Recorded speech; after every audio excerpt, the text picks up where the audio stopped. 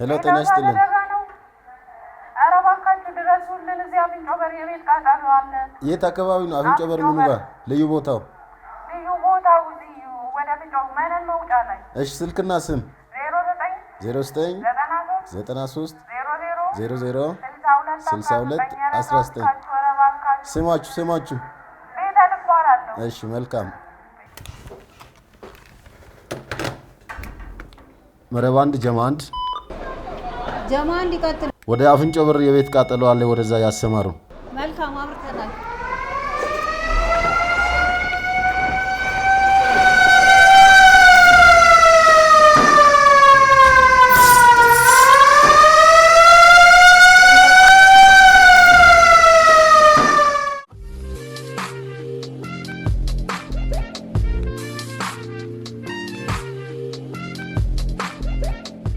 ጤና ይስጥልኝ ተመልካቾቻችን መገኛችንን በእሳትና አደጋ ስጋት ስራ አመራር ኮሚሽን አራዳ ቅርንጫፍ አድርገናል። እዚህ የተገኘነው ደግሞ በእሳትና አደጋ መከላከል ስራ ላይ ረጅም ጊዜ የቆዩ እንደዚሁም ደግሞ ሴት ሆነው ይህንን ተግባር እያከናወኑ ከሚገኙ ባልደረቦች ጋር ነው የምንዘልቀው። በዚህ ቆይታቸው ምን አይነት ተግባራትን ያከናውናሉ፣ እንደዚሁም ደግሞ አደጋና ስጋትን በመከላከል ረገድ እንግዲህ ትልቅ ሙያ ነው፣ ጉልበት የሚጠይቅ ሙያ ነው።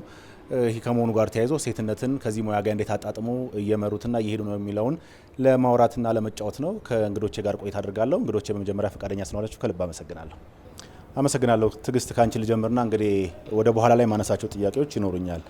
ግን ደግሞ ይሄ ሙያ ላይ እንግዲህ ተሳትፎ ማድረግ ከጀመርሽ ወደ 18 ዓመት ሆኖሻልና ይሄ 18 ዓመት ደግሞ እንደዋዛ ምንየው አይደለም። ስራው አስቸጋሪ ነው። የህይወት መስዋዕትነትም ይጠይቃል። የህይወትንም መታደግ ንብረትን መታደግ ከመሆኑ ጋር ተያይዞ እንደው እስከ ዛሬ ባለሽ ቆይታ የማትረሹ አይምሮሽ ላይ ታትሞ ቁጭ አለ ይሄንንም እንኳን አደረኩት እንኳንም እዚህ ሙያ ውስጥ ገባው እንኳንም ተቀላቀልኩ ይሄ የሆነው ደግሞ በእኔ ምክንያት ነው ብለሽ የምታስቢውና ስኬታማ የሆናችሁበትን ስራ ታስተውሻለሽ? አዎ ከብዙ በጥቂቱ አንዳንድ ጊዜ አደጋ ሲፈጠር ለሁለት ነገር ነው። ወይ ውስጥ በጣም አዝኖ ስሜት ይነካል ወይም ደግሞ ውስጥ በጣም ተደስቶ ደስ ብሎ ትመጣለህ ማለት ነው። ስለዚህ አደጋ መቆጣጠር ስንሰራ ሁለት ነገር ይዘን ነው ከዚህ ግቢ የምንወጣው። የመጡ ጥሪዎችን ለማስተናገድ መጀመሪያ ህሊና ዝግጁ መሆን አለበት። ምንም አይነት ነገር ቢሆን አደጋ መቆጣጠር ነው በቃ። እዛ ጋር ትንሽ ከህብረተሰብ ለየት የሚያደርግ የተከሰተውን አደጋ እንደ ህብረተሰብ ሳይሆን እንደ ባለሙያ ሆነ ነው የምትቆጣጠረውና አንዳንዴ እሳት ብቻ ሳይሆን የመኪና አደጋም እንሰራለን፣ መደርመስ እንሰራለን። ሽንት ቤት ውስጥ የገባ ሰው በተለያየ ምክንያት ውሃ ውስጥ የሚገባ በቃ ህይወት ኖሮትም የምንሰራው ስራ አለ፣ ህይወቱ ደግሞ አልፎ የምንሰራው ስራ አለና አንዳንድ ጊዜ እኔ በህይወቴ በጣም ተደሰቼበት ሰራው የምለው አዲሱ ገበያ አካባቢ ሙሉ አይሱዚ ሰው ጭኖ ገደል ውስጥ ይገባል። በቃ አገለባበጡ አንድም ሰው የሚተርፍ አይመስልም ከዛ ውስጥ ማለት ነው። ስለዚህ ያንን ሰው እንደው በመጠኑ መፈነካከት ምናምን ካልሆነ በስተቀር በጣም ከባድ የሚባል አደጋ ሳይደርስ ህይወት የማዳን ስራ ሰዎችን በጥንቃቄ እየፈለቀቅን በር እየከፈትን የወጣት ስራ ሰርተናል። ይህን ስታይ ትልቅ እርካታ ይሰማል። ሌላው ደግሞ በቃ ለሚዲያ የማይመጥን ጭንቅላት ውስጥ የሚቀር ደግሞ አደጋ አለ። የሰው ልጅ የሚያሳዝን ነገር በተፈጥሮ ከሆነ ምንም አይደለም። በራሴ ግን ማለት ጠጥሰ ስታሽከረክር ለምሳሌ ይሄ በጣም ከአይምሮህ የማይጠፋ ነው። ምን ነው ባልሆነ ነበር ያ ሰው ጠጥቶ ባላሽከረከረ ነበር ትላለህ። ምክንያቱም አንደኛ ያንተንም የስራ ቫልዩ እንትን ይልብሃልና እሱ ደግሞ ማለት በቃ ጠጥቶ እያሽከረከረ ከመጠን በላይ ስፒድ ኖሮ ተገለባብጦ ያለውን ነገር እኛ አንስተን የመጣንበት በህይወት ሳይኖር በቃ ለሚዲያ የማይመጥን ስራ የምንለው እሱ ነው። ከአይምሮህ አይጠፋም። የሰው ልጅ ሰብስበ ማንሳት ማለት በጣም ከባድ ነውና ህፃናት እንደዚህ መጫወቻ ቦታ ሳይለይላቸው ቀርተው ወላጅ ሁልጊዜም ልጅ ውጪ ሲውል በቃ ሰዓትን አይደለም መቁጠር ያለበት ከጎኔ ልጄ የጠፋ ማለት እንደነበረበት የምንገነዘብበትና ህፃናቶች እንደዚህ ቦይ ውስጥ ምን ገብተው ሲቀሩ የነሱን አስክሬን ስናወጣ በጣም ህሊና ተነክቶ ትመጣለህና ያው በማዳንና በማትረፍ መሀል ነው የኛ የህሊና ስራ ያለውና እነዚህ ሁለት ነገሮች ናቸው። አንድ ስናደን እንደሰታለን፣ ሁለት ደግሞ በሌላም በራሱም በተፈጥሮም የሚጠፉ የህይወት እንትኖች ደግሞ አሳዝነውን ወደ ክፍላችን እንመለሳለን። ነጻነት ወደ አንቺ ልምጣ። እንግዲህ ህይወት ማዳን መታደግ ነው። እንግዲህ በለስ ካልቀና ወይም ደግሞ ድንገትም አደጋ ነውና ህይወት ማጣትም ሊያጋጥም ይችላል። እንደው ሀዘኑን ወደ በኋላ እንደ ነጻነት ታነስልናለሽ። ግን ደግሞ በዚህ በ6 ዓመት ቆይታሽ እንኳንም አተረፍኩት እንኳንም እዚህ ቦታ ላይ ተገኘው ይህ መሆኑ የኔ ምክንያት ነው ወይም ደግሞ ይሄን ነፍስ በመታደግ ሁሌ በውስጤ ሀሴት ያገኛል ብለሽ የምታስታውሽው አደጋ አለ? አመሰግናለሁ። እሺ ብዙም አመት አልሰራሁም፣ አጋጣሚ ነው እና ህይወትም ማትረፍም ንብረትም ማትረፍም ለህብረተሰቡ ማለት ነው። አንድ ሰው ዋናው ቤት ነው። ቤትን ሲያጣ ንብረቱን ሲያጣ ያ ንብረቱ አብረህ ታዝናለህ። ያው አደጋ ተቆጣጣሪ ብትሄድም እንደ ስራ ባለሙያ ሆነ ሰርተ ብትመለስም ግን የሰው ሀዘን ለኛ ማዘን ነው፣ ይነካሃል። ለራስ የኔስ ቢሆን ብለ ስለምታስብ ማለት ነው። ደስታው ደግሞ ወይኔ እንኳን ደረሳችሁልኝ እንኳን አተረፋችሁልኝ ብሎ ሲመርቅክ ደስታ ነውና ደስ ይላል። እንግዲህ ከሀዘኑም ይበልጥ ደግሞ ከደስታውም አጋርተን ይህን ውይይታችንን ቆይታችንን እንድናደርግ የፈለኩትኝ ወደ ሙያው ደግሞ የበለጠ እንድንገባና እንድንጫወት ስለፈለኩ ነው። ወደ ትግስት ልመለስና እንግዲህ ይህን ሙያ የተቀላቀልሽው 2000 ላይ ነው። ምክንያቶች ይኖሩሻል፣ አጋጣሚዎችም ይኖራሉ ብዬ አስባለሁና ወደ እሳትና አደጋ መከላከል የገባሽበትን ምክንያት ጊዜ ለተመልካቾቻችንም ለአድማጮቻችንም አጋሪልን። አው ማለት የመንግስት ስራ በ0 ዓመት ነው እዚህ የገባሁት። እዚሁ ፒያሳ አካባቢ ካፍቴሪያ ውስጥ ሰራ ነበርና በመስተንግዶ በዚህ ስመላለስ ያው ብዙም እውቀቱ ባይኖረኝ መስሪያ ቤቱን አየዋለሁ። ማስታወቂያ ተለጥፎ ያው በ0 ዓመት መስፈርቱንም እንደሚያሟላ እንዲመዘገብ ሳልፋይቼ ተመዘገብኩኝ። በነገራችን ላይ የእሳት አደጋ ስራ መመዝገብና መመልመል ብቻ ሳይሆን ስልጠናው በራሱ ከባድ ነው። ከስራው በፊት ስልጠናው ከባድ ነው። ከዛ ያም እውቀቱ ስላልነበረኝ ዝም ብዬ ገባው፣ ተመለመልኩኝ፣ አለፍኩኝ እንደ እድል ሆኖ። ከዛ ማሰልጠኛ አለ። ማሰልጠኛ ስትገባ በቃ የማታውቀው ዓለም ነው። አንደኛ ውጭ ያለውን ቻሌንጅ እንድትለምድ ያደርግሃል። ሁለተኛ ለስራው ጠንካራ መሆን ያስተምርሃል። ስትሰለጥን እሳት በእውነት እንደተፈጠረ ተደርጎ ነው የምሰለጥነው። ፊዚካል ፊትነስ ወይም የተስተካከለ ፊዚካል እንዲኖርህ ስፖርት አለ፣ ሚኒቴሪ ሰልፍ አለ፣ የሚኒቴሪውን እንድታቅ ማለት ነው። እነዚህን ሁሉ አካቶ አይደለም ለሴት ልጅ ለወንድ ልጅ ስልጠናው በጣም ይከብዳል። 7 ወር ነው የምንሰለጥነው። እዛ ጋር ያለውን ነገር በጣም ተቋቁመ ከመጣ እዚህ ጋር ያለው ቅድም እንደምንል የተፈጠሩት ነገር ካልሆነ የሚረብሻል። እኛ ልክ እንደ ማህበረሰብ አሁን እሳት ሲተፈጠር አንደነግጥ።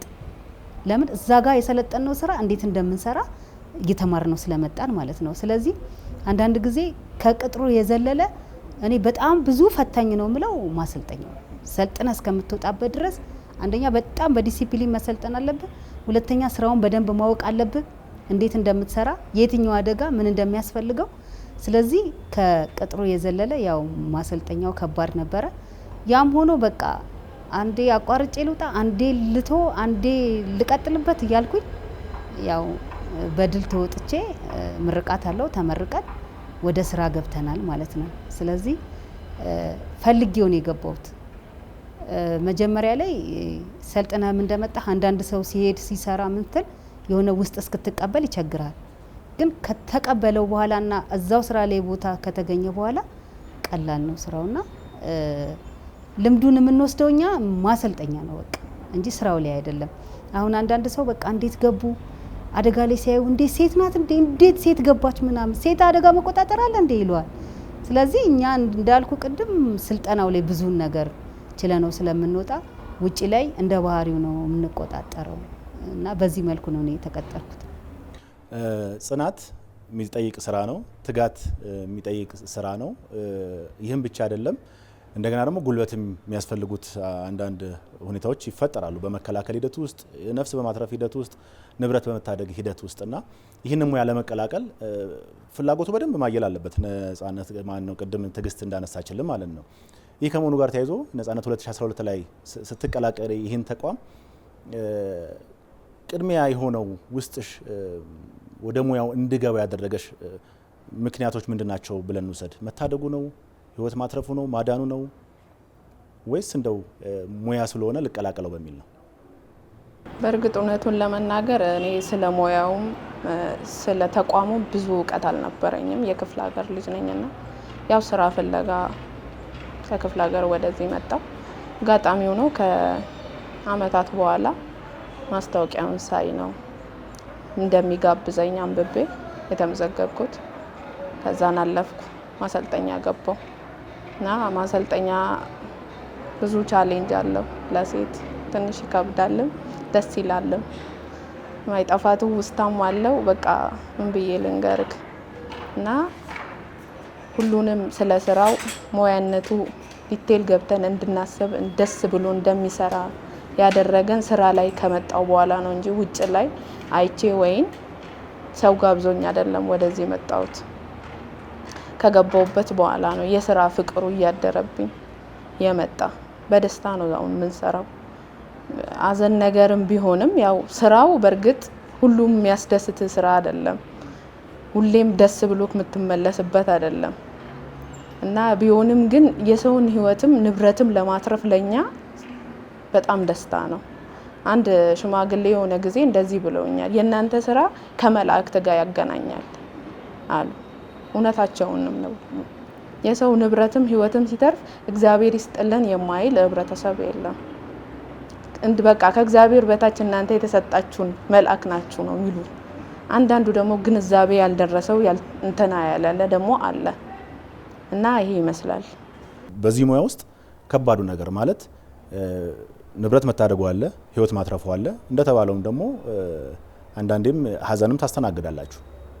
ግን በጣም የሚከብደው ምኑን ነው ብለን መውሰድ ሳደርስ የሰው ህይወት ማለፉ የሆነ አለ።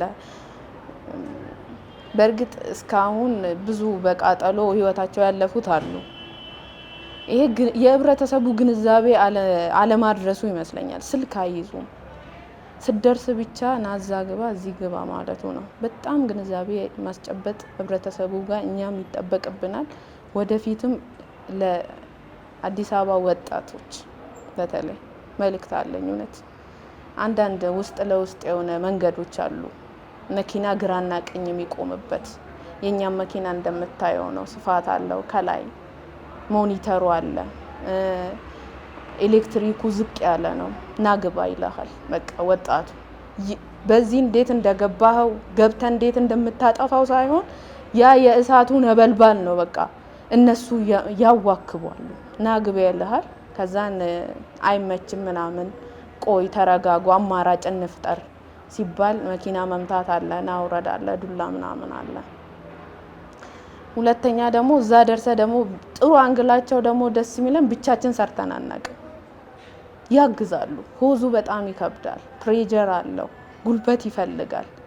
ወጣቱ አግዞን ነው ምን ሰራ አብረን ማለት ነው። እንደዚሁ ጥሩ ቦታም አለ፣ ያልተገነዘቡትም አሉ። በደንብ ደግሞ ስለኛ ተገንዝበው የሚያግዙንም አሉ። ያልተገነዘባቸው አሁንም ቢሆን እሳቱ ሳይስፋፋ 939ን ብቻ መያዝ ትርጉም የለውም። እያንዳንዱ ቅርንጫፍ ክፍለ ከተማ ላይ አንዳንድ ቅርንጫፍ አለ። የሱን ስልክ ቁጥር መያዝ አለባቸው እንደ አማራጭ። ነገ በእኔ ምን ይደርሳል ማለት አለብክ። ግዴታ የኔ ቦታ አይደርስብኝም እጠነቀቃለሁ ባትልም መንገድ ላይ ስታልፍ እኮ የመኪና ግጭት ራሱ ያጋጥማል። ለዛ ሰው እኮ ተደራሽ መሆን ትችላለህ። ደውለ ቶሎ እንዲደርስ የአምቡላንስ አገልግሎት። እሳት አደጋ አንድ ዘርፍ ብቻ አይደለም ይዞ የሚጓዘው፣ ብዙ አይነት ዘርፍ አለ። የአምቡላንስ አገልግሎት ይሰጣል፣ መልሶ ማቋቋም ይሰራል። ቅድመ አደጋ ደግሞ የአደጋ ተጋላጭ ያለው የሆነበት ቦታ ላይ ደግሞ ሂዶ ግንዛቤ ያስጨብጣል። እና ለአምቡላንስ እንኳን ሰው ለመድራት እንኳን ግጭት እንኳን ቢፈጠር ግዴታ አደጋ እሳት ብቻ አይደለም፣ እሳት አደጋ እንትን የሚሰራ ስለሆነ ለሱ እንኳን ስልክ ያስፈልጋል። እና በዚህ አጋጣሚ ስልካችንን በደንብ እንዲይዙ ማንኛውም ወጣት ማንኛውም ሰው ለራስህ ባይደርስህም እላለሁ ለጎረቤትክ ለወገንክ ስትል ስልክ ቁጥራችሁን እያንዳንዱ ቦሌ የካ ብዙ ቦታ ነው ያለ 11 ቅርንጫፎች ነው ያለን።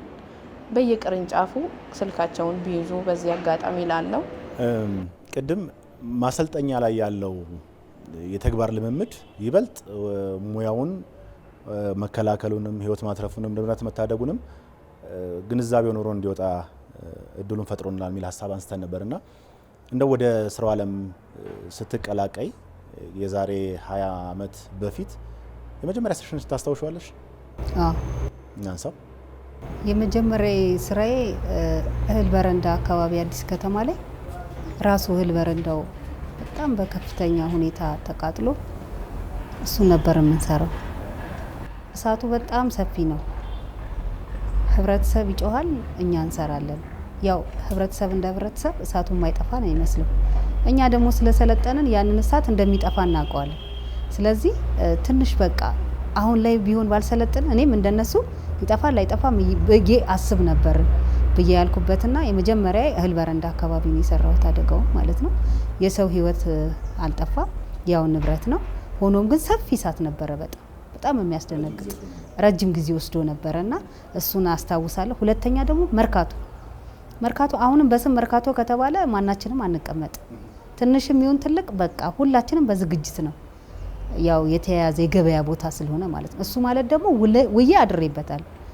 ትልቅ የማሰልጠኛዬ ለኔ ጠቀመኝ ምለው ምንም በቃ እህልም ውሃም ትዝ ሳይለን ያንን አጣርተን ሰርተን ውለን አድረንበታል። ቢያንስ ወደ 4 ሰዓት ጠዋት ላይ የፈጀ ውለን ማታ እስከ 6 ሰዓት ሰርተን ተመልሰን የመጣንበት እንደገና ጠዋት ደግሞ የተቀያየርንበት ሁኔታ ነበርና አንድ ቀን ማታ 2 ቀን የፈጀ አደጋ ነበር። በጣም ልክ ከማሰልጠኛ ስራ እንደጀመርን ማለት ነው። እንግዲህ ቅድም በተወሰነ ደረጃ አንስተነዋል፣ ግን ደግሞ የበለጠ እንድናብራራው ስለፈለኩ ነው። ይሄ ሙያ ጉልበት የሚጠይቅ ሙያ ነው። በተለይም ደግሞ ሴትነት ሲታከልበት ከጉልበት ጋር ተያይዞ አንዳንዴ ቅድም እንዳነሳሽልኝ ወይ ምን ሆነሽ ነው የተቀላቀልሽው አይነት የሚሉ ጥያቄዎች ሊሰነዘሩበት የሚችሉበት ከመሆኑ ጋር ተያይዞ እንደው እውነት ጉልበት ይሄን ያህል ምክንያት መሆን ይችላል ይሄን ሙያ ላለመቀላቀል? አዎ በትክክል ጉልበት ብቻ ሳይሆን ጤናንም ይፈትናል ይሄ ስራ። እዚህ የምታየው አደጋ መቆጣጠር በአጠቃላይ የመተንፈሻ አካሉ የሆነ ነገሩ ሊነካ ይችላል። ኬሚካል እንሰባለን ስንገባ። የምንሰራቸው አደጋዎች የተለያዩ ናቸው። ጉልበት ስል ደግሞ በቃ በአጠቃላይ ሮጠህ ነው የምትሰራው። ከዚህ ግቢ ጥሪው ደርሶ እስክትመጣ ድረስ ትወጣ ድረስ በቃ ጉልበት ነው የሚፈልገው። ሮጠህ ነው የምትገባው፣ ሮጠህ ቦታው ላይ ትደርሳለህ፣ እየተሯሯጥክ ትሰራለህ። አንዳንድ ጊዜ ለሴቶች እስቲ አስበው፣ መውለድ አለ፣ ቤት አለ፣ ትዳር አለ፣ ልጆች ማሳደግ አለ። ከዛ የምታወጣው ጉልበት ቤት ውስጥ የምታወጣው ጉልበት ከዚህ ስራ አይበልጥ። ይሄ ስራ በጣም ጉልበት ያስፈልገዋል እና አንዳንድ ጊዜ ወደ ኋላ እንቀራለን ብለን ራሳችንን ወደ ኋላ ካላስቀረን በስተቀር ያለን ጉልበት ተጠቅመን ግን እንሰራለን በሴትነታችን ማለት ነው። ግን ደግሞ ወንዱም ይሁን ሴት ይሄ ስራ በደንብ ጉልበት ያስፈልገዋል። ለምሳሌ 4 ሰው ነው አንድ መኪና ላይ የሚበረው። ያ 4 ሰው ምንም አይነት አደጋ ቢሆን ያቺ አደጋ ካልጠፋች ንቅንቅ የለም ከዛ ቦታ ላይ ማለት ነው። ጉልበት ማለት ኃይልን የምታወጣው እዛ ላይ ቆመ ነው የምትሰራው።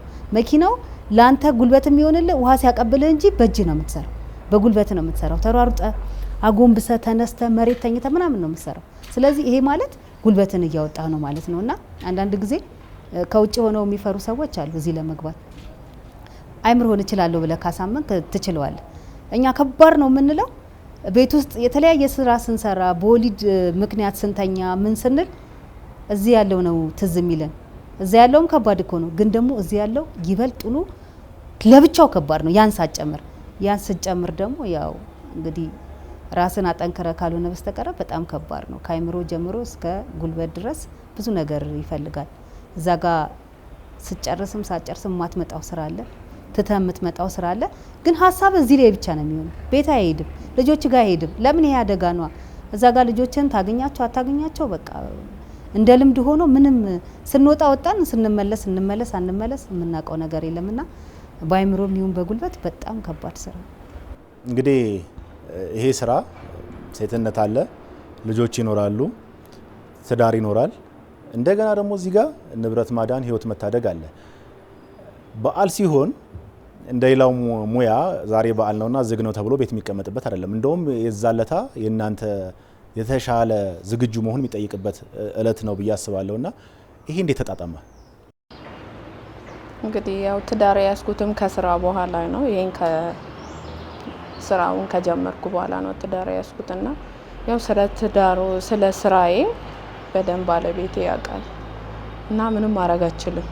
አምነህበት ገብተ ወደ ምሰራውን ስራ እሱም ደግሞ ትዳር አጋርክ ሆኖ ሲመጣ አንተ ምሰራው ነገር እኔ ምሰራውን ነገር ወዶ እስከተቀበለ ድረስ ያንን ነገር ማለፍ አለብን ተጋግዘን። ስልክ እኔ አሁን ስራ ነገ በዓል ሆኖ ዛሬ ግዴታ የዋዜማ ሴት ዶሮ ሽንኩርት ምናምን ታዘጋጃለች። አዎ እኔ እዚህ ነኝ ከሆንኩ ያው ይደርሳል። እዚህ ጋር ለህብረተሰቡ ነው የቆምከው፣ የሆድ ይደርሳል። በቃ እንደዛ ብለን ነው የምንቀበለው እኛ ቤት። እሱም አደጋ መቆጣጠር ነው ባለቤቴ ስለሆነ የሆድ ነገር ይደርሳል። አዎ በደንብ እንረዳዳለን ልልክ ነው። እንደዛ ነው የምናሳልፈው። በቃ እዚህ ገብቼ ነው ምሰራ ውዬ ቤት ገብቼ አዳሬ መስራት ወይም ደግሞ አድሬ ስወጣ ሰው ይበላል እኔ እሰራለሁ ገና። እንደዛ ነው ቻሌንጁ የምናልፈው የበዓሉን። ያው በዓሉ የሚፈጥረውም ደግሞ አደጋም ካለ እሱም ታሳቢ ይደረጋል። ሰርተህ ትገባለህ። በቃ ደክመህም ቢሆን ደግሞ ያ እዛ ጋር ቤተሰብ አለ፣ ልጅ አለ፣ ጎረቤትም አለ። ቤቱ ሞቅ ሞቅ ማለት አለብህ። ደክሞኛል አልተኛውም ብለህ ገብተህ አትተኛም። የበዓሉን ድምቀት ራሱ ለመጋበዝ ስትል ራስን ነቃ አድርገህ ትቆማለህ ለቤትህም እዚሁ እንደቆምክ ለቤትህም። ትግስት ወደ አንቺ ልመለስ። እንግዲህ ይሄ ሙያ የትዳር አጋር ይሁንታም ይፈልጋል። ያ ማለት ያው ምንም እንኳን ያንቺን ሙያ ያንቺን ስራ አክብሮሽ እንደዚሁም አንቺነትሽን ወዶሽ ትዳር በመሰርችም መቼም ሰው አይደለን። አንዳንዴ እንደው የቃላትም አስተያየት ሊኖሩ ይችላሉ፣ ወይም ደግሞ ደስ ያለ ማለትም ስሜቶች ሊፈጠሩ ይችላሉ። ምክንያቱም ሰዎች ስለሆንን ማለት ነው። ይህ ከመሆኑ ጋር ተያይዘው እንደው በባለቤቶች በኩል ያለው ድጋፍ ወይም ደግሞ ለዚህ ሙያ አንቺ መሰጠትሽን አቀባበሉ ምን ይመስላል? አዎ መጀመሪያ ላይ ይከብድ ነበር፣ በጣም ይከብዳል። ለማሳመንም ይከብዳል። እንደ አጋጣሚ ሆኖ በዓል ላይ እሱ ወጥቶ እግር መንገድ እየሄደ እኔ አደጋ እየሰራው አየ ማየት ማመን በአካል ማለት ነው። እና ምሰራ የነበረው እዚህ ራስ መኮንን ድልድይ የመኪና አደጋ ነው። እና ያ የመኪና አደጋ ያው አንድ ሰው ህይወቱ አልፏል። በዓል ነው። በዓልኛ እዚህ ስንገባ በነገራችን ላይ መጀመሪያ ላይ እውነት ለመናገር ይከብዳል። ሰው አበሻ ቀሚስ ለብሶ ቤቱ እየሰራ ምን እያለ አንተ ወደ ስራ ስትመጣ ምንድነው ምናምን ትላለህ። ግን ደግሞ እየሰራ ስትመጣ እየለመድከው ስትመጣ ሰው እየተረዳ ስትመጣ ደግሞ ትለምደዋለህ። እና ቅድም እንዳልኩ በቃ እንደው ምን እንዴት ነው የሚለመደው ምናምን ይለ እንኳን እሱ ልጆቼ ራሱ እንዴማ ዛሬ ጥለሽ ነው እንዴ በበዓል የምትሄጁ ይሉኛል። አዎ ሄዳለሁኝ በቃ የኛ በዓል ነገ ነው ላለው ማድር ከሆነ እሙል ከሆነ ደግሞ የኛ በዓል ማታ ነው ስመጣ በ3 ሽፍት ነው የምንሰራውና አንዳንዴ 24 ሰዓት ምናምን ከታጠፈ ግድ ነው በቃ እዚሁ ላይ የምታድር ከሆነ አሳምኛቸው ውዬ ነው ማድረው ብዬ ነው የምወጣውና መጀመሪያ ላይ በጣም ከባድ ነበር። አንድ 3 አመት 4 አመት ተቸግሬ ነበር። እነሱ አይደሉም እኔ ራሴ ስላለመድኩት በጣም ከበዓል ከቤተሰብ ተለይቶ እዚህ ቆየት ይከብድ ነበር። በኋላ የምትሰራውን ስራ ማለት እዚህ ጋር ህብረተሰብ የምታድን ከሆነ የኔ በዓል ነገ ይደርሳል ብለህ ራስን ታሳምናለህ። እያየ ስትሄድ ደግሞ አንዳንዴ በበዓልም ደግሞ ህይወቱን ያጣ ሰው እንዲህ በመኪና አደጋ ያው ጠጥቶ እያሽከረከረ ቢሆንም እሱን ስታይ ደግሞ ለካ በዓልንም ደግሞ አስባለሁ ብዬ አሳልፋለሁ ብሎ አስቦ ደግሞ በዓልንም ሳያልፍ የሚቀር ሰው አለና ህይወቱን ደግሞ አድኘው እኔ ለበዓለት እሱ ህይወቱን ድኖ ካስታወሰያችን በዓል ለኔ በዓል ማለት ያ ነው ማለት ነው ሰውኔ ማዳንና መጀመሪያ ላይ እንዳልኩ ይከብድ ነበረ። ቀስ በቀስ ተለምዶ በቃ አሁን እንደ ኖርማል እንቁጣጣሽ ፋሲካ ምናምን የሚባል ልዩነት የለም። በዓል ስራ ኮንኩ ስራ ነኝ። ስመለስ ቤት ከቤተሰብ ጋር አከብራለሁ። በዓል ብቻ አይደለም እኛ ማህበራዊ ለምሳሌ ሰፈር ላይ ማህበራዊ እድር ሊኖር ይችላል፣ ደስታ ሊሆን ይችላል። እነሱን ራሱ የስራ ባህሪያቸውን ካወቁ በቃ እንደማንኛውም ሰው እድር አሁን ለምሳሌ እኔ ስራ ሆኜ ሰው መቅበር ባልችል በቃ ስራ ናት ተብሎ ይታሰብልኛል። የስራ ባህሪውን ስለሚያውቁ ማለት ነው። ማህበራዊ ነገር ያው ቀስ ብለ ነው የምትደርሰው። እንደ ሰው ፊት ላትሆን ትችላል። ስለዚህ እዚህም ሆነን የምንሰራው ህብረተሰብን ማስደሰት ወይም ደግሞ ህብረተሰብን መጠበቅ ስለሆነ ከልማድ ግን ተቀብለነዋል። መጀመሪያ ላይ ግን ይከብድ ነበር። ፈታኙን ነገር በዚህ ሙያ ያነሳን ነበር። ቅድም መንገድን ምቹ አለመሆኑ አንድ በፈተና ያነሳ ነው የስራው ተግዳሮት እንደሆነ አንስተናልና እንደው በአሳለፍሻቸው 6 አመታት ውስጥ ምን ፈትኖሻል? ምንስ እንደው ይሄ ባይሆን ኖሮ የሚል ቁጭት ውስጥ ተሻግሯል? አሁን እንደውም ኮሪደር ልማቱ ትንሽ የመንገዱን መልስ እየሰጠልን ነው ብዬ አምናለሁ። ስልክ በኤሌክትሪኩም ዙሪያ መንገድ ስፋቱ አንዳንዴ በቃ የመኪና የትራፊክ መጨናነቅ አለ። እንዳልኩ ደግሞ ውስጥ ለውስጥ አሁንም ያልተሻሻለ ቦታ አለ። በቃ ከባድ ምትለው ለማታ ይሄ መኪና ይዘ ግባ ማይባል ቦታ አለ አሁንም እስካሁን ድረስ ማለት ነው። አንደኛ እንዳልኩክ ነው በቃ የኤሌክትሪኩ ዝርጋታ ልክ አይደለም። ሁለተኛ ነገር ደግሞ መኪና በተለይ ማታ ላይ ቀን ይሻላል። ማታ ላይ ግራና ቀኝ ይቆማል። መኪና ይሄ ከባድ መኪና ይዘክ በዛ ገብተክ ሁለተኛ ወይን ደግሞ ሩቅ አሁንም አልደርስልክ ሲል ያ ሰው አልተነሳም ይሆናል ሸራ ጥለክ እዛ ድረስ ስትደርስ ደግሞ ወይም መብራቱ አልጠፋም አልተቋረጠም ይሆናል። ህብረተሰቡ በዛን ሰዓት ላይ ንብረቱን ወይን ህይወት ለማዳን እንትና ይላል። የኛ ስራ አንደኛ ነገሩ ግን እዛ እንትና ይፈልጋል ያይምሮ መረጋጋት።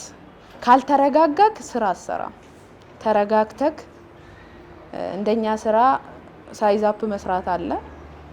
ንፋሱ በየት ነው የእሳቱ እምብርቱ የት ጋር ነው የተነሳ የሚባል ነገር አለ እና እሱን እስከምትቃኝ እንቃኛለን ስንል ደቂቃዎችን ፈጅተን አይደለም ሰከንድ። ለምን ደቂቃ ለኛ ዋጋ አላት። በሰከንዶች ነው ያን ነገር መስራት ያለብክ እና ያንን ራሱ ማይገነዘብ ካለ በቃ ማይረዳክ ቶሎ ማይረዳክ ካለ ለምን ትቆማለህ በዚህ ግባ ይላል ህብረተሰቡ። እኛ ደግሞ ያንን የንፋስ አቅጣጫውን አይተን ነው እኛም በሚጋብዘው በኩል መግባት ያለብን። እኛም ይወጣለን። አንዳንዴ ሰው ከህብረተሰቡ ምንለየው ስለሰለጠን ብቻ ነው እንጃ እንደነሱ ይወጣለን። እንደዛ የማይመስላቸው ሰዎች አሉ። እውነቱን ልነግርክ አገባም እንዴ በዚህ ይልሃል። በቅርቡ ጓደኛችን ካጠጋባችን የቀረበት ምክንያት ያው ሰምተሃል ብዬ ተስፋ አለኝ። ና በዚህ ግባ ና ግባ ብቻ ላይ ነው። ለምን መሰለ አንዳንድ እኔም አጋጥሞኛል። ና በዚህ ግባ ይላል። ሽንት ቤት የተደፈነ ሽንት ቤት ይኖራል። ኤሌክትሪክ ኮንታክት እያረገ ራቅ ብሎ ለቆመ ሰው ይታያል። ያ ኮንታክቱ እንትና ሲል ማለት ነው ላይቱ ውስጥ ለገባው ግን አይታይም።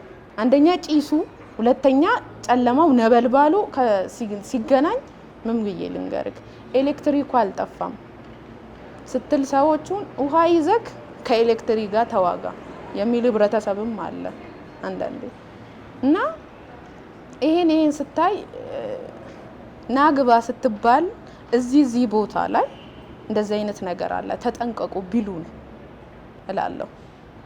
እዚህ ጋር ሽንት ቤት አለ፣ እዚህ ጋር መብራት በቃ አይደለ ወይን አልተቋረጠም ብለው ቢያግዙ እኛም ህይወት ይዘን ህይወት ለማዳን ነው የምንሄደው።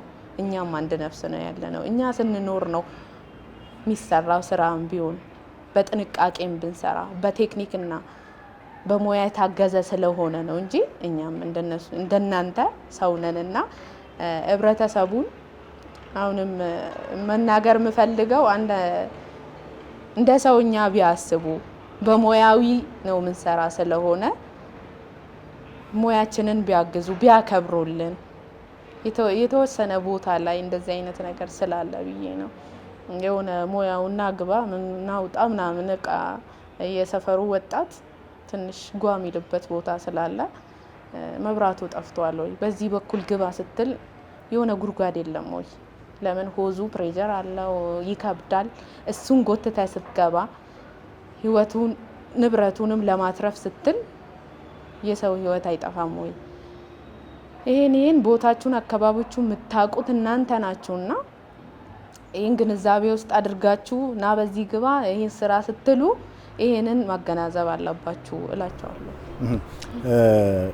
ህይወት መታደግ ነው ስራው፣ ንብረት መታደግ ነው። ይህ ከመሆኑ ጋር ተያይዞ ደግሞ አንዳንድ የራስንም ህይወት ለአደጋም አጋልጦ መንቀሳቀስ የሚያስገድዱባቸው ሁኔታዎች ሊኖሩ ይችላሉ። እንደው በዚህ በ20 ዓመት ቆይታሽ ውስጥ ማትረሹ ካንቺ ጋር ካስተናገርሻቸው አደጋዎች ጋር ካለ ወይም ከባልደረቦችሽ ጋር ካለ ብናነሳው፣ ቅድም ተብሏል የማህበረሰቡ ድጋፍ ያስፈልጋል፣ እገዛ ያስፈልጋል።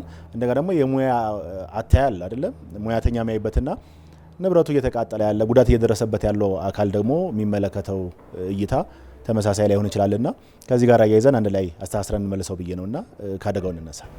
እሺ አሁን እኔ በቅርብ ባሳለፍነው ክረምት ራሱ የ11 ሰው ህይወት የታደገ ነው። በጣም በቃ ከህሊናችን የማይወጣ የጎርፍ አደጋ አለ።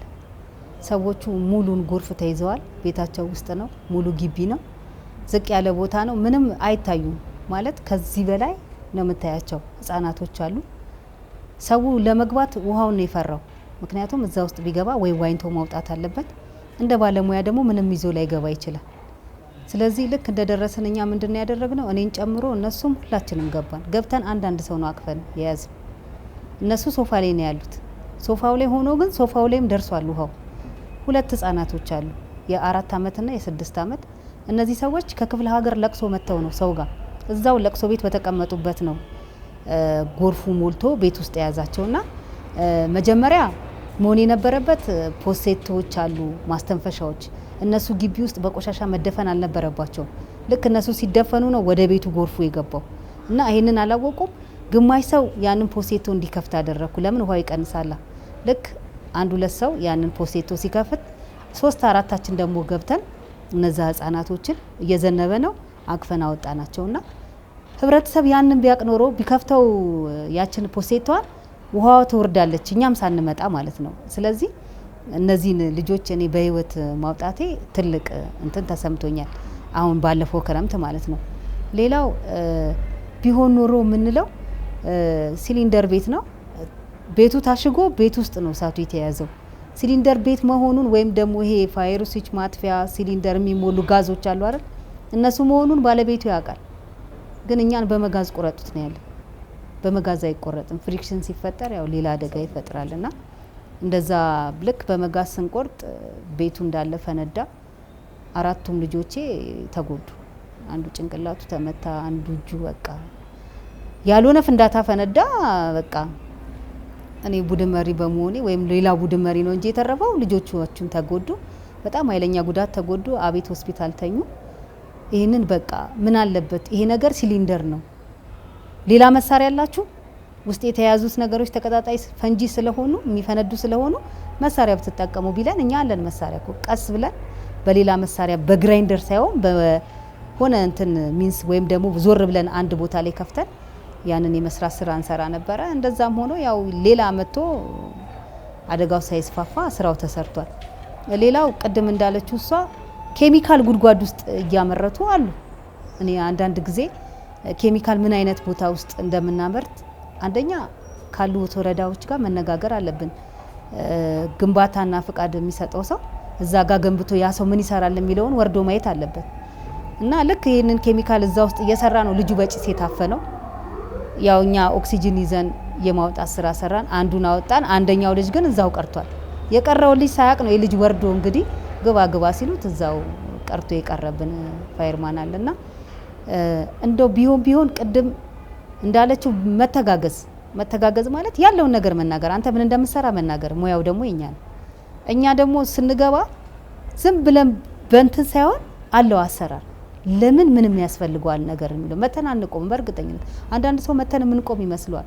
ለዛ አደጋ ምን ያስፈልገዋል የሚለውን ስራ እየሰራ ነው እንጂ የምንሄደው አንቆም።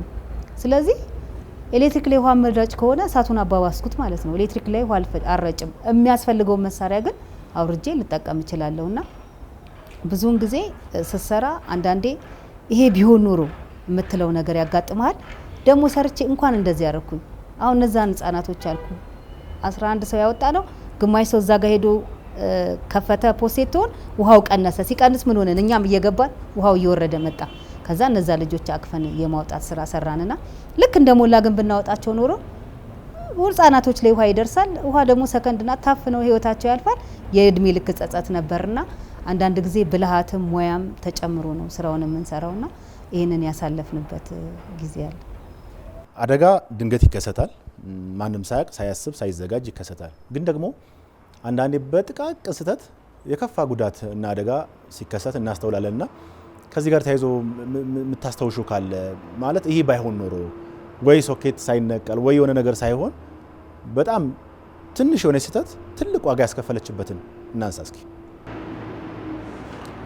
እሱን እንኳን ማለት አንዳንዴ የተዘጋ ቤት ነው የበለጠና ፋብሪካዎቹ ናቸው የሚስፋፋባቸው። ስልክ ቅድም እንደተናገርኩት ነው ስልክ የላቸውም። የእሳት አደጋ ገና ሲደርስ ነው ወይን የሚጫጫውት። አሁን ህብረተሰቡ ቤት ውስጥ የተዘጋ ቤት ከሆነ ጎረቤት ነው በጪሱ ወይም ደግሞ የሆነ እንትና ብሎ ሲወጣ ያ ነገር ተጋግሏል ወይም በምን እንደሆነ አይታወቅም። እዚህ ወደ ጽዮን አካባቢ ጽዮን ሆቴል አዲሱ ገበያን ተሻግረክ የተዘጋ ቤት ውስጥ ቀኑ ገብርኤል ነው እና የገብርኤል ሻማ አብርተው ነው መሰለኝ የወጡት እና ሻማው ቴሌቪዥን ጋር ነው የነበረው ነው ያለችው። ከቴሌቪዥኑ ጎን ደግሞ የሆነ ደብተር ምናምን መጽሐፎች አሉ፣ የመጽሐፍ መደርደሪያ እና ቀልጦ ሲጨርስ እንትና ፈሳሹ ወረደና ያን መጽሐፉን አገኘ እና ምንም አልተረፈም። በቃ ሙሉ የተዘጋ ቤት ጎረቤት ያየ በጪሱ ነው። እኛም ስንሄድ ያው የተዘጋ ቤት ነው ከፍተን ሰብረን ገባን፣ አጠፋን። ንብረት እነሱ የሚገለገሉበት የሆነ ንብረት አልተረፈም። ለምን? አንደኛ ያ ሰው ቤቱን ከፍቶ ገብቶ ለማጥፋት ነው የሚጣጣረው እንጂ ስልክ ደውዬ ድረሱልኝ አላለም። ልክ ጪሱን ሲያይ ቤቱን ለመክፈት ነው የሚታገሉት። በዛ ሰዓት መንገደኛ ነው የኛን ስልክ ጠቁሞ እንኳን እንድንሄድ የረዳቸው ማለት ነው። ስንደርስ እንደዛ ሆነ። ስልክ የለንም እኛ ለማጥፋት በባልዲ ውሃ ቤቱን ሙሉ አጥፍተው እንትና ለማለት እና በዚህ አጋጣሚ ቤት ውስጥ መጠራጠር አለባቸው። ዘግተን ስንወጣ በጣም መጠራጠር አለብን። ሻማ የሚባል ከሰል የሚባል ቤት ውስጥ ቴሌቪዥን ራሱ ተሰክቶ ሶኬቱ ከእንትናው ጋር መገናኘት የለበትም። ለምን? መብራት ሂዶ ሲመጣ ምን ፓወር ይዞ እንዲመጣ ከዛን ትንሽ ስፓርክ ካገኘ እንትናው መቅለጥ ይጀምራል። ሲቀልጥ ምን ያገኛል? የሆነ ነገር ሲያገኝ ንፋስ ሲያገኝ ተቀጣጣይ ነገር ተፈጠረ ማለት ነው። እና ዘግተን ስንወጣ መጠራጠር አለብን። ብዙ አደጋዎች እኔ ባልሰራም በባልደረቦቼ ሰማሁት አለ። ልጆቹ ጎረቤት ሄደው እንዳይጫወቱ ብላ ዘግታባቸው ስራ ሄደች፣ 2 ልጆች ማለት ነው። እና አደጋ ተፈጠረ እና ልጆቿንም አጣች። የእርሜ ልክ ጸጸት እንኳን ለእናትየው እኛ ለሰማ ነው ለሰራ ፋይርማን ራሱ ጸጸት ሆነዋል። እንዴት በሰው ልጅ እንዴት በልጃቸው መምከር ነው እንጂ ጎረቤት አትሂዱ አንሂድ በሚባል ነገር ህፃናት ናቸው። ብዙ ነገር አለ ቤት ውስጥ ስቶፍ አለ፣ ምጣድ አለ። ያ ነገር ተለኩሶ ወይን ተረስቶ ይሆናል። እነዚህ ህፃን ናቸው ወይን አላጠፉም ይሆናል። በዛ ይነሳል እንግዲህ አደጋ እና እነዚህ 2 ህፃናት ህይወታቸው ያለፋል። ህብረተሰቡ አሁንም በቃ በተለይ መብራት ሲጠፋ የሆነ ስራ እየሰራን እኛ ሴቶች መብራት ሲጠፋ ልብ ማለት አለብን። ትቶ መውጣት የለብንም። አጥፍቻለሁ እንዴ ነቅያለሁ እንዴ ከንተናው ራሱ ከማገናኛው ከሶኬቱ መነቀል አለበት። እንኳን አጥፍቶ ብሬከሯን ብቻ ማጥፋት ትርጉም የለውም። አንዳንዴ ቆጣሪ ሳይመልስ በቃ የኤሌክትሪክ አንዳንድ ቆጣሪ የሚመልስ አለ። ግን ቢመልስም እዛ ጋር እሳት ከፈጠረ አያድነውም ያንን ቤት ስለሆነ አይ የኔ ቤት እንትና ሶኬቱ ቢቀልጥ ቆጣሪ መልሳል አውቃለሁ የሚባል ነገርም ስላለ ጥንቃቄ የሚጀምረው ከዚህ ነው።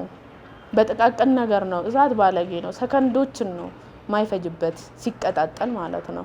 ለማጥፋት ወይም ደግሞ ንብረቱን መልሶ ለመተካት ነው ለዛ ሰውዬ ጊዜ የሚፈልገው እንጂ ለእሳት ለመንደድ ሰከንዶችን አይፈጅበትም። ንፋስ ካገኘ በቃ ባንዴ ነው። ቤት ውስጥ ደግሞ እኛ የምንገለገልበት አብዛኛው ተቀጣጣይ ነው።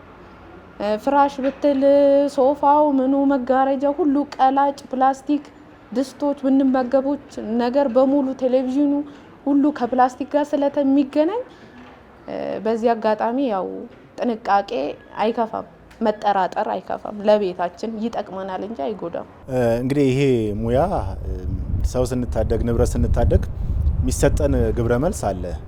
ያንን ንብረቱን ከታደግንለት ወይ ደግሞ ህይወትን ከታደግንለት የህብረተሰብ ክፍል የምናገኛቸው ምላሾች አሉና በውስጥሽ የቀረ እስከ ዛሬ ከመጡልሽ ምስጋናዎች መካከል ነው የተወሰነውን አስታውሽ። አዎ አንዳንዱ ያው ቼክሊስት አለን፣ እኛ ቼክሊስት እንበትናለን ከሰራን በኋላ ማለት ነው። ያው እንደ ድል ሆኖ ካተረፍክ በቃ እናንተ ባትኖሩ አንተርፍም ነበር፣ እንደዚህ የምትሰሩ አይመስለንም ነበር፣ እሳቱ አይጠፋም ይጠፋል እያልን እናንተ አጠፋችሁት ምናምን የሚሉ ግብረ መልሶች ይመጣሉ። አንዳንዱ ደግሞ በጣም ግንዛቤ የሌለው እኔ ቤት ላይ ይደርሳል ብዬ አስቤ ነበር እንኳን አተረፋችሁልኝ የሚላል እሱ ቤት መድረሱን አለመድረሱን የምናውቀው እኛ ነን። ምክንያቱም እሳት ቤት በኩል ቆርጣ እንደምትመታ ባለሙያው ስለሚያውቅ ማለት ነው። ግን እንደደረስን የሱ ቤት ሳይደርስ ገና አጥፉልኝ እኔ ቤት እንዳይደርስ ተሻገሩ የሚል ነበርና ይሄ ግንዛቤ የለኝም ነበር። ይሄን ግንዛቤ ሰጣችሁን የሚላል ስልጠና እንፈልጋለን ከናንተ ጋር በጎ ፈቃደኛ ሆነን መስራት እንፈልጋለን። ምክንያቱም ምናግዛችሁ የምንችለው ስንሰለጥን ነው ምናምን የሚላለና ብዙ ነገር አለ። እንደ ሴት ደግሞ እንደ ሴት ሳዳደጋ ያለች አይመስለንም የሚሉ አሉ። ያሉ ሳይሆን ያለች እኔ ብቻ አይደለሁም። በጣም በየቅርንጫፉ ብዙ ሴቶች አሉ፣ ጀግና የሆኑ ሴቶች አሉ። እና እንደዛ ያለ አይመስላችሁ ለካ ሴትም አለ ምናምን ብሎ የሚጽፋለና ልክ እንደ ስሜታቸው ነው ተቀብለን የምንመጣው። ያጎደልነውም ነገር ካለ እናስተካክሉ እንዲያርጉ ይሉናል። ማስተካከል ያለብንም እናስተካክላለን ማለት ነው።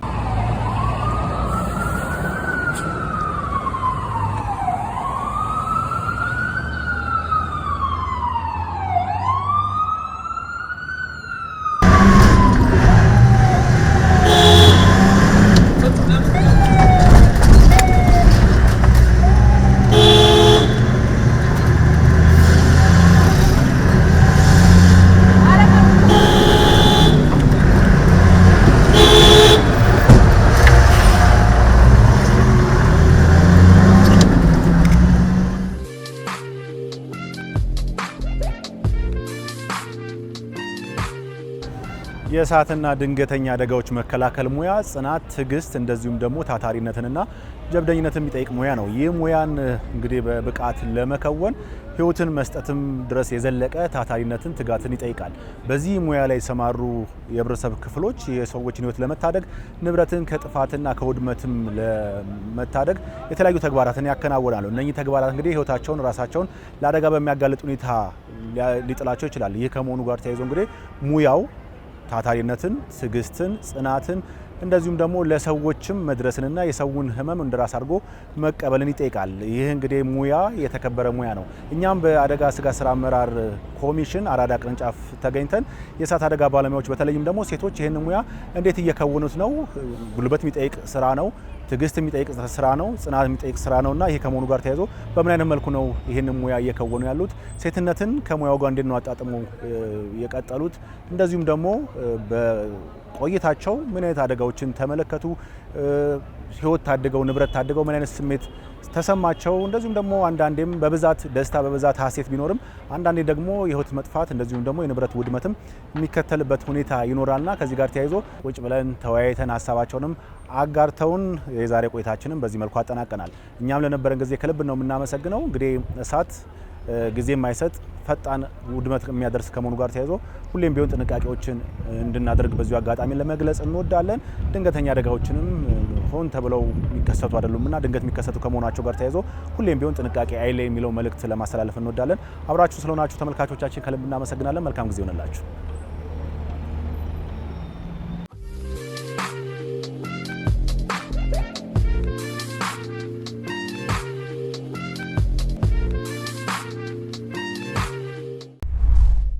you